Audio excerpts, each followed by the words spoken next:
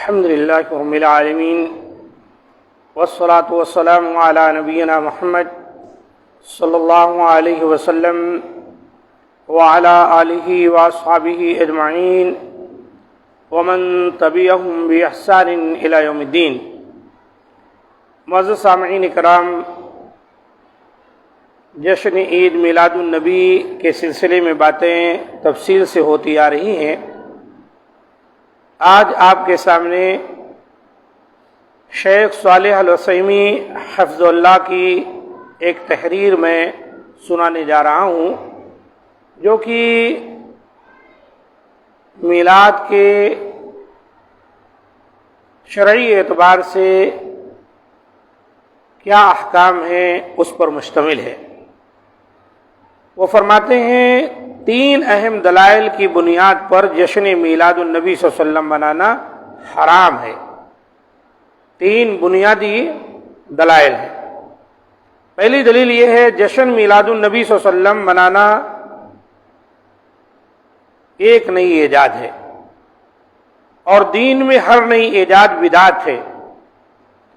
خیر القرون وہ زمانہ جس کو خیر پر قائم رہنے کی دعا نبی صلی اللہ علیہ وسلم نے کی تھی، اور آپ نے اپنی امت کو بتایا تھا خیر القرونی قرنی، کہ بہترین زمانوں میں میرا زمانہ ہے، پھر اس کے بعد 3 زمانوں کا نام آپ نے لیا تھا۔ تو شیخ فرماتے ہیں خیر القرون یعنی عہد صحابہ، عہد تابعین اور عہد تبع تابعین میں اس کا وجود نہیں تھا۔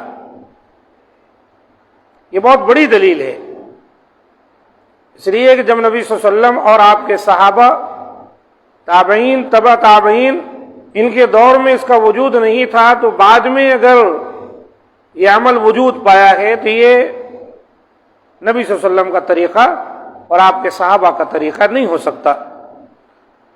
دوسری دلیل یہ ہے کہ اگر بالفرض میلاد النبی صلی اللہ علیہ وسلم منانے کو جائز مان لیا جائے تو نبی صلی اللہ علیہ وسلم کی ولادت کی تاریخ کی تعیین میں سیرت نگاروں نے اختلاف کیا ہے۔ یعنی کوئی ایک تاریخ جو ہے معین ملتی ہی نہیں۔ کوئی سیرت نگار کہتا ہے 8 ربیع الاول کو اللہ کے رسول پیدا ہوئے، کوئی کہتا ہے 10 ربیع الاول کو، اور کوئی کہتا ہے 12 ربیع الاول کو، گرچہ کہ محقق بات 8 ربیع الاول ہی ہے، لیکن اس میں اختلاف ہے۔ اس طرح پھر تو متعدد جشن میلاد منانا ہوگا۔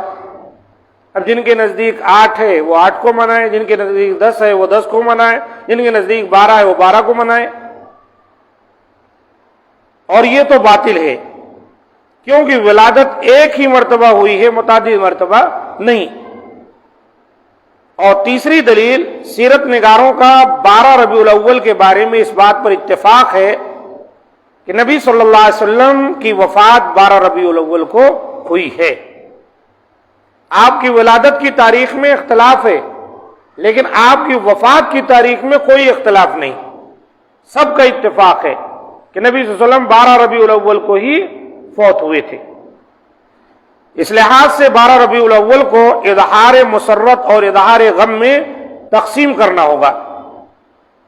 دن کے آغاز میں میلاد النبی صلی اللہ علیہ وسلم کی خوشی کا اظہار کیا جائے گا، اور دن کے اختتام پر نبی صلی اللہ علیہ وسلم کی وفات پر غم کا اظہار کیا جائے گا۔ یہ بھی سراسر باطل ہے، اور اہل بدعت سے یہ بھی بعید نہیں کہ وہ اس طرح ایک ہی دن خوشی اور غم کا اظہار کریں، کیونکہ ایک بدعت دوسری بدعت کو جنم دیتی ہے۔ اور بدعت کی خاصیت یہ ہے کہ ہر بدعت پہل بہت چھوٹی نظر آتی ہے، لیکن دھیرے دھیرے وہ بدعت بڑھتی چلی جاتی ہے، یعنی بعد میں وہ بہت بڑی ہو جاتی ہے۔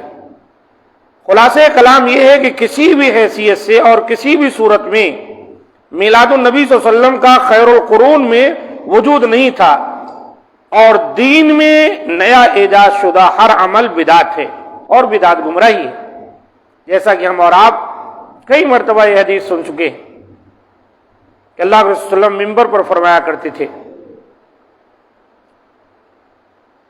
کہ اللہ کا کلام جو ہے یہ بہترین بات ہے. وخیر الہدی ہدی محمد صلی اللہ علیہ وسلم، اور بہترین راستہ، بہترین طریقہ آپ صلی اللہ علیہ وسلم کا راستہ اور طریقہ ہے. وشر الامور محدثاتها وكل محدثۃ بدعۃ وكل بدعۃ ضلالہ وكل ضلالۃ فی النار، کہ سب سے بری چیز دین اسلام کے نزدیک نئی ایجاد کردہ چیز ہے، اور یہ بدعت ہے، اور بدعت گمراہی ہے، گمراہی انسان کو جہنم میں پہنچاتی ہے والعیاذ باللہ. اس لیے میلاد النبی صلی اللہ علیہ وسلم کی مناسبت سے جشن اور عید منانا حرام ہے. یہ نہیں کہ ناجائز، بلکہ حرام ہے. کئی طرح کے مسائل اس سے جڑ جاتے ہیں. اس لیے ایک مسلمان کو چاہیے کہ اس طرف بالکل توجہ نہ دے، اس پر عمل کرے جو اللہ رسول کے احکامات قرآن سنت سے واضح طور پر ثابت ہے. لیکن ہم دیکھتے ہیں یہ خاص خاص مواقع جو لوگوں نے خود سے گھڑ لیے ہیں، ان میں بہت بڑی بھیڑ لگاتے ہیں، چاہے عید میلاد النبی ہو، چاہے شب برات کا جو شعبان میں تصور ہے، اسی طرح شب معراج کا.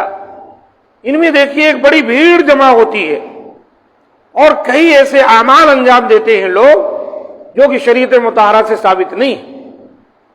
یہ خاص خاص ایام جو لوگوں نے مختص کر لیے ہیں اور اس کے اندر غیر شرعی امور انجام دیتے ہیں، یا کچھ ایسی نمازیں پڑھی جاتی ہیں جو شریعت مطہرہ سے ثابت نہیں، صلاۃ الالفیہ وغیرہ، یہ ساری چیزیں بدعت ہے.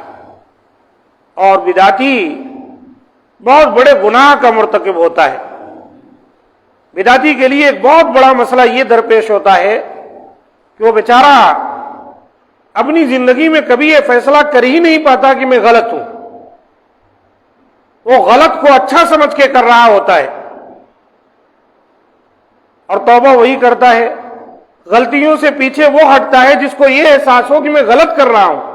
اسے ساری زندگی یہ احساس ہوتا ہے کہ میں حق پر ہوں، میں اچھا کام کر رہا ہوں. اس وجہ سے اسے توبہ بھی نصیب نہیں ہوتی.